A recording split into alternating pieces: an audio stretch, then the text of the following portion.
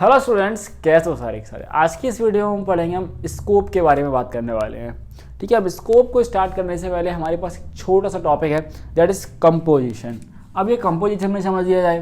ठीक है, अब कई बच्चे कह रहे थे कि भैया आप थोड़ा छोटा लिख रहे हैं, तो बात कुछ ऐसी है कि मैं कोशिश करता हूँ कि हमको कम बिगाड़ना पड़े और ऑडियो भी साथ में साथ जाता है, तो आपको समझ में आ जाता होगा कि मैं क्या लिख रहा हूँ। तो कंपोजिशन क्या है? देखो, कंपोजिशन में बस इतना बहुत छोटा कंसेप्ट है, कुछ आधा फीट का कंसेप्ट है। और कंसेप्ट क्या है कि जब आप एक एक्सप्रेशन को, ध्यान से समझो, क्या है concept? Whenever we use a expression inside a expression, ठीक है, समझ गए?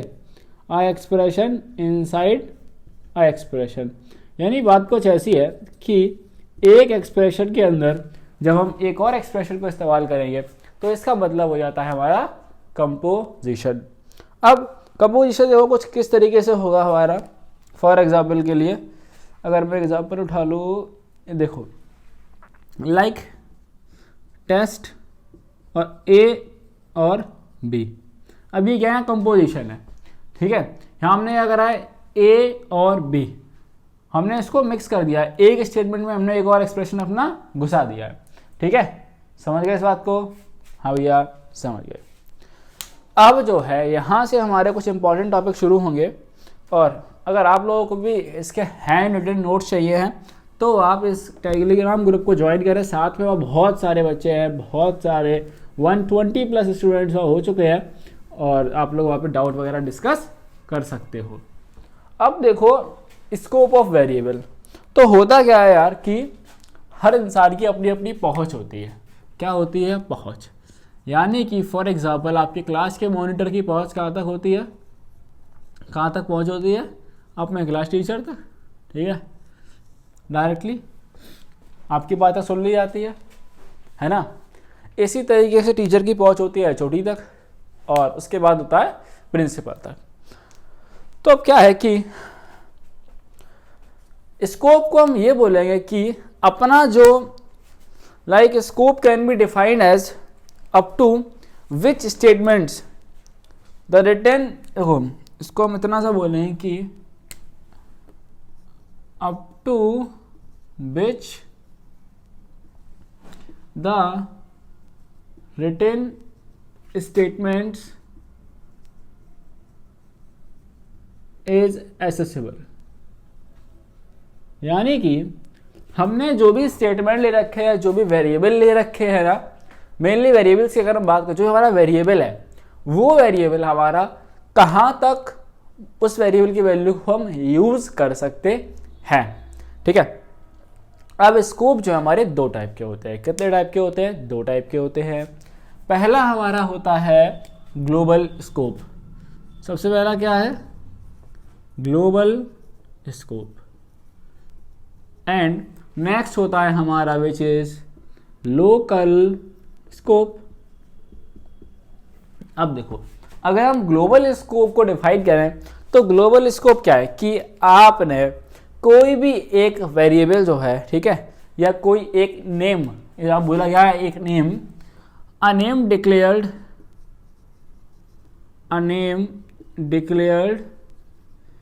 इन top level statements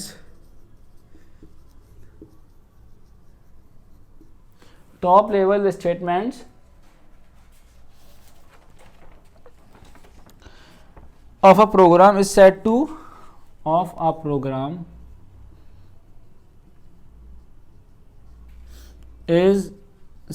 have global scope। अब क्या है यार कि हमको जो है ये थियोरिटिकल लाइनें लिखनी पड़ती हैं, वरना आप थ्योरी कैसे लिखोगे। तो ये इतना सा कह रहा है कि आप जो टॉप स्टेटमेंट होता है, यानी कि प्रोग्राम में जो मैंने आपको बताया था वो मेन होता है ना, मेन के जो आप टॉप के लाइंस में जब कोई भी वेरिएबल को कुछ भी आप डिक्लेयर कर देते हो वहाँ पर, तो उसका स्कोप जो है वो ग्लोबली रहता है। और इसके बारे में एक और चीज़ बताई गई है कि आप इसको देखो, इसको आप पूरे प्रोग्राम में यूज़ कर सकते हो। ठीक है, you can use this in whole program. अभी मैं आपको सही से बताऊंगा एक एक प्रोग्राम है एक्सप्लेन करने के लिए बस वीडियो को देख रहा पूरा, ठीक है, लेक्चर पूरा देखा करो एटलीस्ट। नेक्स्ट है हमारे पास विच इज़ लोकल स्कोप। अब लोकल स्कोप देखो क्या है, लोकल स्कोप को अगर हम डिफाइन करें तो a name declared in function body, क्या है ये, a name declared in function body, यानी कि हमने सिर्फ इसको फंक्शन की बॉडी के अंदर डिक्लेयर कर दिया है, ठीक है, is said to have local scope and it can be used only within the function, ठीक है, ये बात ध्यान रख लो, it can only be used within the function, यानी कि आपने जहां भी इसको क्या करा है, आपने जहां भी इसको डिक्लेयर करा है, जिस फंक्शन के अंदर भी, आप सिर्फ उसी फंक्शन के अंदर इसको हम यूज कर पाएंगे। ओके, अब देखो यहाँ से एक आपको प्रोग्राम लिख के बताऊंगा और इसमें हम बात करेंगे लोकल और ग्लोबल के बारे में। फॉर एग्जाम्पल के लिए इसको भी बिगाड़ देते थोड़ा सा, ओके, वेट अ सेकेंड। तब तक के लिए जिस बच्चों ने इस चैनल को सब्सक्राइब नहीं करा है, एक बार चैनल को सब्सक्राइब जरूर कर दें ताकि ऐसी वीडियोस आप लोगों के लिए आपको सबसे पहले आपके पास पहुंचती रहें। अब देखो प्रोग्राम में हम क्या करेंगे, प्रोग्राम लिखेंगे, बहुत बेसिक सा प्रोग्राम होगा। हम इस प्रोग्राम में क्या करवाएंगे, एक प्रोग्राम कराएंगे जिसमें हम सम कराने वाले हैं। तो हमारा प्रोग्राम लिखना शुरू करते हैं। डेफिनेशन कैलकुलेट सम नाम का फंक्शन है हमारा x, y, और ये क्या करेगा, यहाँ पे हमने कर दिया z बराबर x प्लस वाई, और ये करेगा रिटर्न z, ठीक है। ये तो हमारा क्या हो गया, ये हमारी फंक्शन की डेफिनेशन हो गई, ठीक है। इसके बाद हम 2 नंबर लेंगे। यार मैं एक चीज़ नोटिस करता हूँ कि जो नोट्स में लिखी है ना वैसे ही आपके यहाँ पे रहे, ताकि आपको जब नोट्स से वीडियो को देखो या बाद में नोट्स पढ़ो तो आपको सारी चीज़ समझ में आ जानी चाहिए। अब नंबर 1 में हम उसको मैसेज देंगे कि भैया एंटर द फर्स्ट नंबर, अपना जो पहला नंबर है उसको आप एंटर करिए, ओके। फिर आपने कहा अच्छा भैया रुको, एक और नंबर चाहिए, तो नंबर 2 में हमारे साथ आप एक और नंबर एंटर कर दो, एंटर द सेकेंड नंबर, ठीक है, ठीक है। 2 नंबर हमने एंटर कर दिए। अब हम क्या करेंगे, हम एक यहाँ पर एक वेरिएबल ले रहे हैं सम, और इसके अंदर अपना फंक्शन हमने कॉल करा है कैल्क सम, वैल्यू थी हमारी नंबर 1 कॉमा नंबर 2, ठीक है, नंबर 1 नंबर 2, और हम क्या करेंगे सिंपली इसको प्रिंट में आपका रिजल्ट डिस्प्ले कर देंगे, और रिजल्ट इज कॉमा सम। अब देखो, अब यहाँ पर लोकल वेरिएबल कौन सा है और ग्लोबल वेरिएबल कौन सा है, किसका क्या स्कोप है, ये बात समझ लो, ठीक है। अब देखो एक होता है लोकल स्कोप, और अब हम इसको ये भी बोलेंगे, इसमें वेरिएबल के हिसाब से भी हम बात करेंगे। मीन्स हम यहाँ बोलेंगे कि कौन सा हमारा ग्लोबल वेरिएबल है, ठीक है, कौन सा हमारा ग्लोबल वेरिएबल है और कौन सा हमारा लोकल वेरिएबल है। अब देखो लोकल स्कोप के कॉन्सेप्ट में मैंने बताया था, जो भी एक फंक्शन के अंदर वेरिएबल जो है उसको जब क्या करा जाएगा, उसको जब डिक्लेयर करा जाएगा तो हम उसको बोलेंगे लोकल वेरिएबल। तो यहाँ पर अगर आप देखो तो फंक्शन के अंदर हमारा कौन कौन सा वेरिएबल है, एक x है, y है और z है, ठीक है।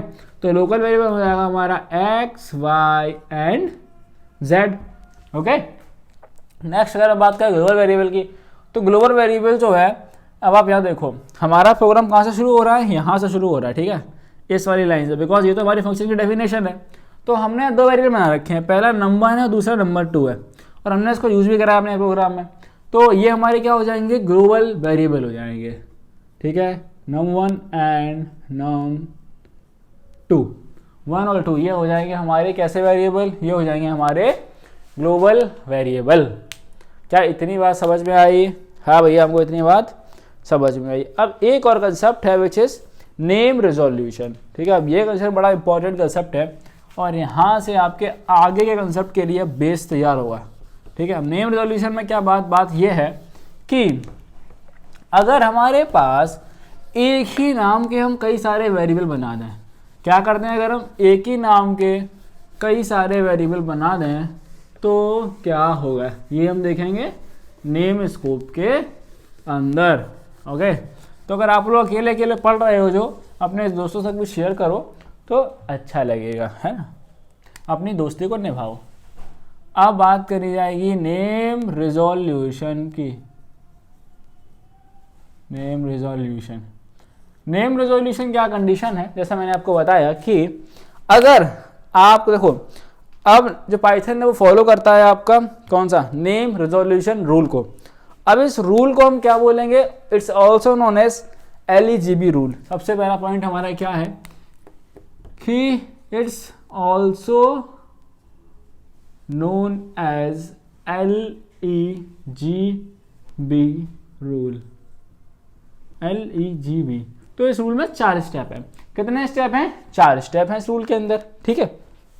अब देखो इस रूल में सबसे पहला पॉइंट क्या है, सबसे पहला पॉइंट ये है कि अगर आपको कोई वेरिएबल डिक्लेयर होता है और वो हमारा अगर फंक्शन के बॉडी के अंदर है तो सबसे पहले उसको फंक्शन की बॉडी के अंदर ढूंढा जाएगा, उसकी वैल्यू जो है वो फंक्शन बॉडी के अंदर ढूंढी जाएगी।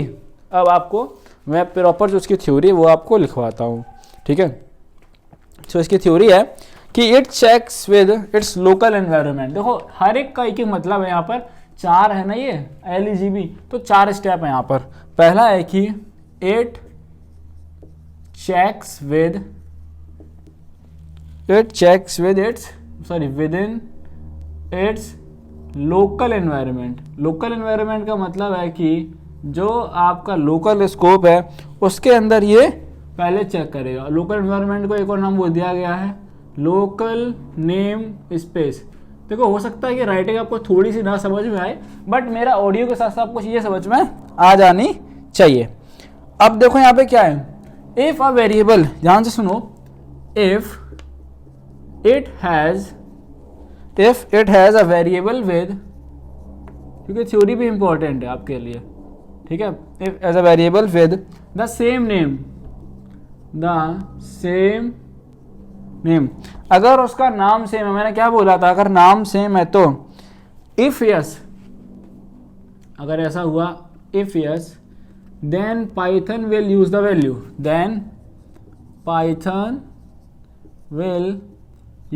वैल्यू, अगर उसको वैल्यू मिल गई, अगर उसे वैल्यू मिल जाएगी तो वैल्यू लोकल एनवायरनमेंट से ही ले लेगा, ठीक है। बट पॉइंट क्या है कि इफ नॉट, अगर यहाँ उसको वैल्यू नहीं मिल रही है लोकल एनवायरनमेंट के अंदर, तो क्या करेगा, if not then move to next step. क्या करेगा, मूव टू नेक्स्ट स्टेप, फिर वो चला जाएगा अगले स्टेप पे, क्योंकि उसको वैल्यू तो चाहिए ही चाहिए है।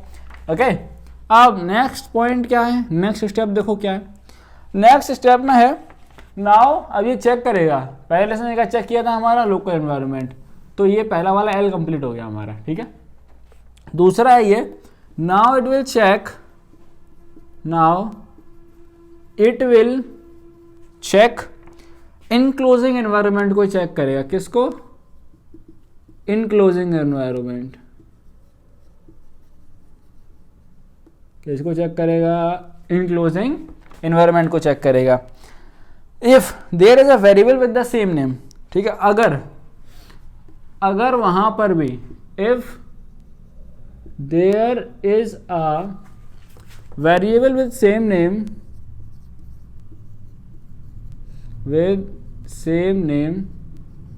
अगर उसे सेम नाम से वेरिएबल मिल जाएगा, ठीक है, तो ये उसकी पाइथन उसकी वैल्यू को यूज कर लेगा। क्या कर लेगा, then Python will use the value, तो ये वैल्यू को यूज कर लेगा वहीं पे। लेकिन अगर इसको नहीं मिला तो क्या होगा, if not then it will move to, कहाँ जाएगा, it will move to next step, फिर ये जाएगा हमारा अगले स्टेप पर चला जाएगा। अब हमारा नेक्स्ट स्टेप क्या है फिर, अब नेक्स्ट स्टेप में सर्चिंग जो करी जाएगी, हमारे पास L की बात हो गई और E की बात, ये हमारा जो है E हो गया, ठीक है, इनक्लोजिंग एनवायरनमेंट। अब हमारा नेक्स्ट है विच इज ग्लोबल एनवायरनमेंट, क्या आ रहा है G, ठीक है। तो अब क्या होगा, now it check the global environment, अभी हमारा ग्लोबल एनवायरनमेंट को चेक करेगा, whether there is a variable with same name, ठीक है, कि क्या वहाँ पे कोई वेरिएबल जो है वो सेम नाम से है। So whether there is a variable with same name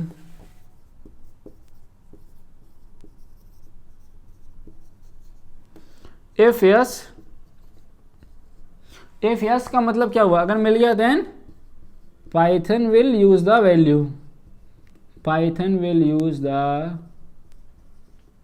value, ये आपकी वैल्यू को यूज कर लेगा। और अगर नहीं मिला, फॉर एग्जाम्पल के लिए नहीं मिला, तो ये क्या करेगा, if not then move to next step. अब आप सोचोगे ये कहाँ तक जाएगा, कितने स्टेप है, मैंने कहा था 4 ही स्टेप हैं, देखो, ठीक है। अब नेक्स्ट स्टेप हमारा है बी, तो ये क्या है, अब ये चेक करेगा बिल्ट इन एनवायरनमेंट को, किसको चेक करेगा, now it will check the built in environment, ठीक है। अब देखो अगर वहां पर variable with the same name होता है तो क्या होगा, इफ यस, ठीक है, देन पाइथन क्या करेगा, उस वैल्यू को यूज करेगा। अब आप कहोगे भैया आपने कहा था 4 ही तो पॉइंट है, लेकिन अगर इफ नॉट होगा तो अगर नहीं मिला तो क्या हुआ, क्या ये फिर से स्टेप पे जाएगा, अगर स्टेप पे जाएगा तो आप तो कह रहे हो 4 है 5 स्टेप हो जाएंगे। तो देखो क्या होगा कि अगर इसको नहीं मिलेगा, ठीक है, इफ नॉट, तो ये क्या करेगा, एक एरर शो कर देगा, क्या करेगा, एक एरर शो करेगा। और ये एरर क्या शो करेगा, देखो वो भी आपको मैं बता देता हूँ, एरर आपका यहाँ लिख दे रहा हूँ, ठीक है, इतनी सी जगह यहीं लिख देता हूँ। ये शो करेगा आपका एरर, जो आपका नेम, जो आपका वेरिएबल है, उसके बाद आपका रहेगा नॉट फाइंड, नॉट डिफाइंड। ये जितनी भी बात करी गई है यहाँ पे, एक एक चीज़ आपको समझ में आएगी अभी, जब को आगे चीज़ें बहुत अच्छे से एक्सप्लेन करी जाएंगी तब, ठीक है। अब देखो, अब यहाँ पे बनेंगे केस, क्या बन रहे हैं, अब यहाँ बनेंगे केस, और उन केस से आपको एक एक चीज़ क्लियर हो जाएगी। अगर एक वेरिएबल जो है वो अपना ग्लोबल स्कोप में और लोकल स्कोप में नहीं है, ठीक है, एक कोई ऐसा वेरिएबल है जो कि ग्लोबल स्कोप में है बट लोकल स्कोप में नहीं है, तो वैल्यू कहाँ से लेगा। हम इन रूल को इस्तेमाल करते हुए अभी आपको मैं एक एक करके प्रोग्राम लिखवाता हूँ और आपको डिमॉन्स्ट्रेट करूँगा प्रॉपर, ठीक है। बस आप लोग इस चैनल को अपना ये सपोर्ट बनाए रखें। ओके, कि क्या आपके बोर्ड एग्ज़ाम आने वाले हैं और अभी मैं एक ऐसा बैच लॉन्च करूँगा जिसमें आपको हो सकता है कि मनी बैक गारंटी तक आपको दे दी जाए उस बैच की, ठीक है। अब ये बोर्ड जो है ये हो जा रहा है हमारा गंदा, तो एक बार इस पर कपड़ा मार लिया जाए। चलो अब हम क्या करेंगे, सबसे पहला हमारा केस है कि अगर हमारा वेरिएबल ग्लोबल स्कोप में है और लोकल स्कोप में नहीं है, तो हमारा केस नंबर 1 है कि variable in global scope but not in local scope, यानी कि वेरिएबल जो हमारा ग्लोबल में और लोकल में है ही नहीं। तो हम इस केस के लिए हम क्या कर सकते हैं, हम देखो आपको एग्जांपल से समझाया जाएगा। अभी जैसे कि हमने अभी लिया था, हमारा प्रोग्राम है, डेफिनेशन है हमारी कैल्क सम x, y और s equal to x plus y print num1 and return s। यहाँ पे आपको उम्मीद है कि आपको समझ में आ रहा होगा कि मैं क्या कहना चाह रहा हूँ। अब सेम प्रोग्राम है ये, ठीक है, num1 इक्वल इंट, वही अपनी लाइन रहेगी यहाँ, एंटर फर्स्ट वैल्यू और यहाँ रहेगा हमारा num2 और यहाँ क्या रहेगा int enter second value. Okay, अब इसके बाद हम क्या कर रहे थे, इसको हमने कॉल करा था, तो हम सीधा इसको कॉल करेंगे प्रिंट और यहाँ से सम एज, हमारा सम क्या है कैल्क सम फंक्शन को कॉल करेंगे num1 और num2 पर। अब देखो, अब यहाँ पे आपको एक चीज़ ध्यान से समझो कि हमारा ग्लोबल वेरिएबल कौन कौन सा है।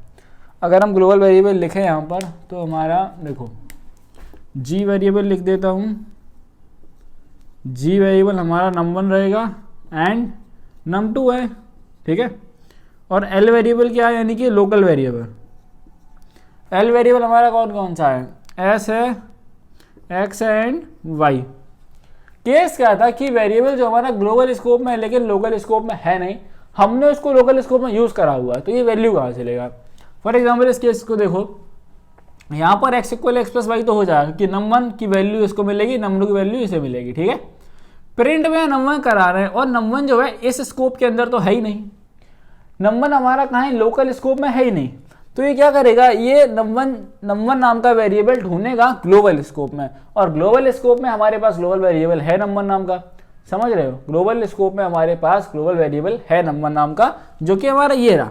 तो ये वैल्यू क्या करेगा, यहाँ के जो वैल्यू होगी इसको उठा के यहाँ पर यूज कर लेगा। क्या आप बात समझ गए, हाँ भैया हम बात समझ गए।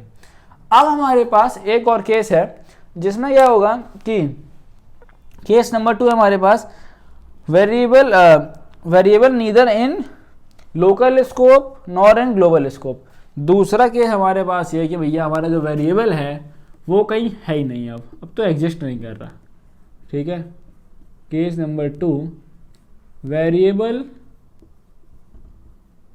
नॉट इन ग्लोबल स्कोप और इन लोकल स्कोप, ठीक है। ना हमारा ग्लोबल में है ना हमारा इसमें, ठीक है। अब इसका एग्जांपल अगर हम ले रहे हैं, फॉर एग्जांपल के लिए एक सिंपल फंक्शन बना लेता हूँ मैं अपने नाम का, चलो विशाल,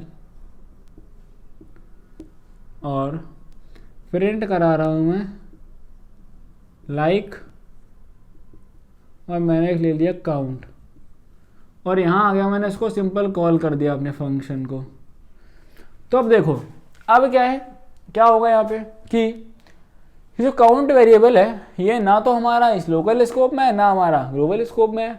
तो जब ऐसी कंडीशन आ जाए, कैसी कंडीशन, ऐसी जब कंडीशन आ जाएगी तो हमेशा क्या आएगा, फिर एक आपको एरर आएगा। क्या आएगा, एरर आएगा। ओके, बात समझ रहे हो ना, हाँ भैया बात समझ में तो आ रही है, बहुत बढ़िया। अब नेक्स्ट है हमारे पास एक और केस बच रहा है, ठीक है, विच इज इसका रिवर्स होगा। देखो अब इसका रिवर्स क्या होगा, इसको बिगाड़ लेते, चलो पहले इसको बिगाड़ते हैं, ठीक है। लेट्स सी अगर हम इसमें ही कुछ व्यवस्था बना सकते हैं तो, और इसमें व्यवस्था नहीं बन रही हमारी, तो हम एक काम करते हैं, इसको बिगाड़ देते हैं। चलो अब क्या है, केस नंबर 3 है हमारा। कौन सा केस है, which is case number 3। Case 3 क्या कह रहा है कि हमारा जो ये वेरिएबल है, अब same variable name in local and global, ठीक है। तो same variable name in local scope as well as in global.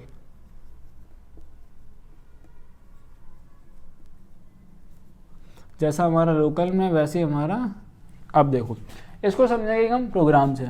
Simple क्या करना है हमको, एक हमने प्रोग्राम बनाया मैंने एडिशन नाम का, और एक वैल्यू ले ली, एस को 18 दे दिया, पी को 16 दे दिया मैंने, प्रिंट कर दिया एस प्लस पी। इसके बाद यानी एस यहाँ 64 दिया है और पी यहाँ दिया है मैंने 12, ठीक है। देन मैंने एडिशन फंक्शन को कॉल कर दिया अपना, एंड देन इसके बाद प्रिंट किया मैंने एस प्लस पी। अब देखो क्या किया मैंने कि यहाँ पर इस वाले फंक्शन डेफिनेशन में हमारे पास s की वैल्यू अलग है और p की वैल्यू अलग है, ठीक है। वहीं पर हमारे पास जो ग्लोबल वेरिएबल है ये, इनका नाम तो सेम है बट इनके स्कोप में इनकी वैल्यू चेंज है।